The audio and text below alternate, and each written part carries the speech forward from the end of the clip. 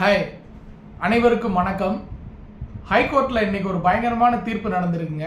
என்னன்னு பார்த்தீங்கன்னா 2016 எலெக்ஷனில் ராதாபுரத்தில் ஏடிஎம்கே சார்பில் திரு இன்பதுரையும் டிஎம்கே சார்பில் திரு அப்பாவு அவர்களும் நின்னாங்க. இதில் 49 ஓட்டு வித்தியாசத்தில் திரு இன்பதுரை ஜெயிச்சதா சொல்லியிருக்காங்க. அப்போ அவர் எம்எல்ஏவை பதவி ஏற்று 5 வருஷம் அவர் எம்எல்ஏவும் இருந்துட்டு போயிட்டார். ஆனால் இது செல்லாது, உண்மையிலே நான் தான் ஜெயித்தேன் அப்படின்னு சொல்லிட்டு அதை திருப்பி இது பண்ணுற சொல்லி அப்பாவு கேஸ் போட்டிருந்தாரு.